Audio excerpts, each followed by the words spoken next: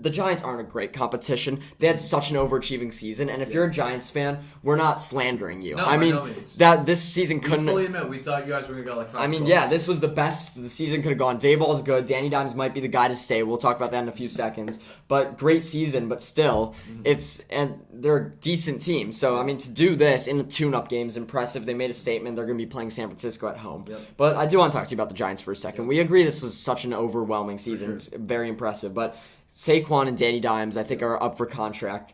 Is Daniel Jones the guy to stay in New York, and do you think they should pay Saquon? So, for starters, with Daniel Jones, obviously I want to give some context here. Coming into this year, like preseason, if you told me the New York Giants with the first overall pick select Bryce Young, I'd be like, yeah, that makes sense. Sounds Like about right. they had a bad year. Yeah. Right? That opposite that happened, and now they're in a weird situation. They have a quarterback who's proven he's above average, and he's in a contract year. And if they don't pay him, they don't have a good enough pick to get a really solid quarterback because they could start from day one, such as Bryce Young or even a CJ Stroud, I'd say. So I think their only choice is to pay him.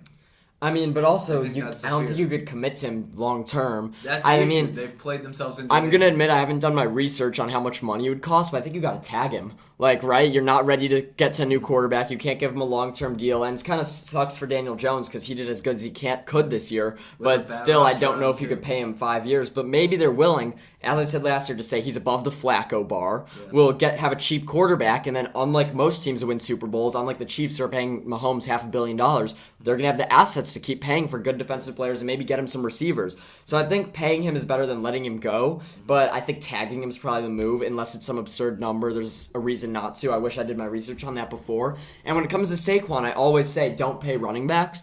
I think that's an exception. I mean, I think a lot of their offense around Saquon, I think he knows his value is, he said a few days ago, isn't top-notch because of the 2 injuries. He's not trying to reset the market, which is something great I'd want to see as a Giants fan, and he wants to stay with that team. So I think I'd pay Saquon and probably pay Daniel Jones and say the two of them are probably worth what they'd have to pay any normal quarterback. Mm-hmm. Yeah, for sure. What do you think about Saquon? Do you think they should pay him? I think they kind of have to, too, especially because now, like, they're talking about him being comeback player of the year. I would have said, again, preseason, don't pay Saquon. Yeah. He's missed basically 2 years now. He had one really great year.